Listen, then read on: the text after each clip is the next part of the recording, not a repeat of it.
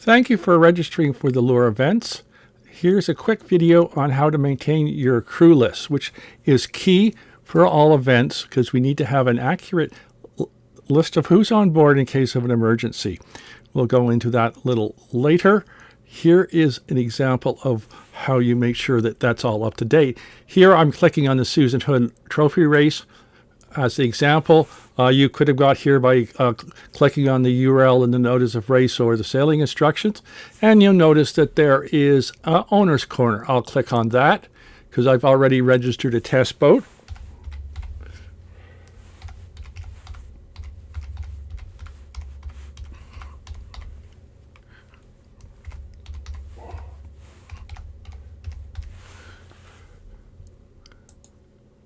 Okay, this brings up the owner's corner page, and you'll notice that it says my crew list is one of 2. I've said I've got 2 crew. You can change the number here, but I've only added myself. It's important that the skipper, the person in charge, is added to the crew list. I realize the information is in other places in YachtScoring, but we want a consolidated list to give to search and rescue people in an emergency, and we don't really want to try to piece things together, so we want to have a consolidated list of everybody on board. So now I'm going to add a new crew. There's a whole bunch of information. We don't care about all this information down there. We do need this information, email addresses, all this thing, emergency contacts, etc. I'm going to create a crew member called Mini-Me.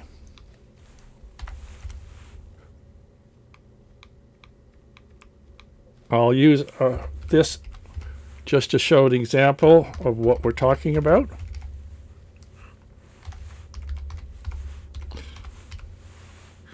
And if I could type, that would be better.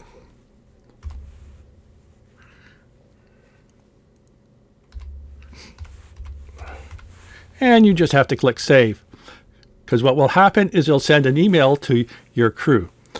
It's important to realize why this isn't, we need this information. Let's say you have more souls on board than you have on this list. If there's an emergency and the search and rescue people have to go, we'll be in contact with them. They'll be asking how many people on board, and we'll say what's on the list. So as soon as they find that number of people, we're good. Again, it's important to remember that most times that rescue is required is in adverse situation, so the search and rescue people will be involved. Of course, it's the other classic case of keels falling off boats, but that's a different case. So now let's say that you have put in your list of crew, one person didn't show up, and you decided not to remove the list, you forgot about it or whatever, so you don't have everybody on board. So we'll, as you say, your list has 6, and you really only have 5 people on board. So we tell the search and rescue people, you need to find 6 people. So they find 5, and they keep looking for the 6th mythical person, putting themselves in danger. That's not very good practice, so that's why we need accurate information about how many souls on board. This was really stressed because of some fatalities off the California coast in offshore racing. It got so bad that the U.S. Coast Guard put a halt to offshore racing in the San Francisco area until the organizing authorities cleaned up their act and made things a lot safer. One of the things that came out of that was making sure you have an accurate list of everybody on board so that they only have to look for the right number of people, so they find them all, and they're not looking for mythical people. And this was a recommendation that came out of a search and rescue because one of those problems came up. So again, please keep your crew list up to date, and you can do that right up to the time you leave the dock.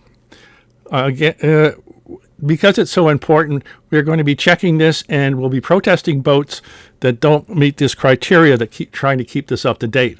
The reason why we're doing protests and not denying entry to the event is that you need to be able to update your crew list almost at the moment you need to leave the dock. So that's very key. So now we receive this email, and I'll bring it over here so you can see it.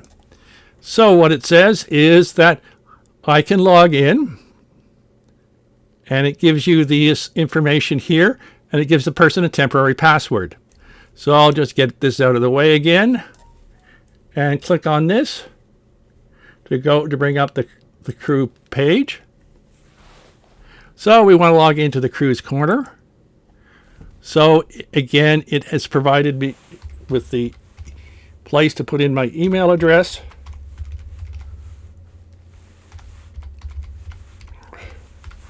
And I will use the temporary password that came out. The person can change it if they want.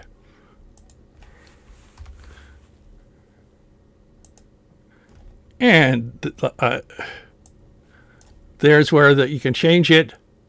We don't care about the date of birth, the weight, but we do care about the other information, phone numbers, all the rest of it. I'm not going to put them in there, but this gives you an example of what to do. It does ask for them, so I'm going to put in this 416-555-1234. 416.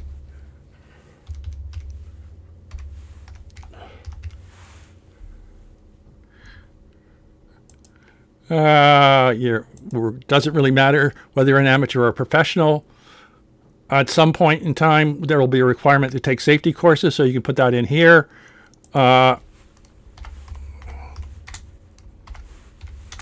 Two. And again, I'll put in the, but make sure it's the real number that can be used.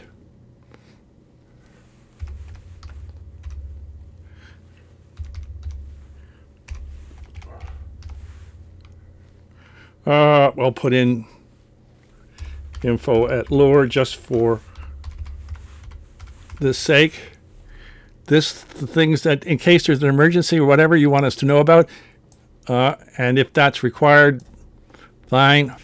If you want to sign up for race news, you can click on that. The other thing is you do need to click on you need to look at and accept the waiver. One of the things that is important, because there's a law on that, is about the concussions. We won't go into that in a lot of detail, but you make sure that you've looked at the Ontario Sailing Concussion Code of Conduct. It's very important. Concussions are a lot more serious than people understand. And basically, if you have a concussion and you haven't healed properly and you get another one, it can really be dangerous and including fatal. So I'm going to agree to these conditions. And that's done. That's all you have to, that's all the skipper, the person in charge, has to do, set up their crew. Their crew get emailed, and they just have to fill in the information. And then it's up to the skipper to add and remove people as necessary so that we have an accurate record of everybody that's on board while racing. Thank you very much.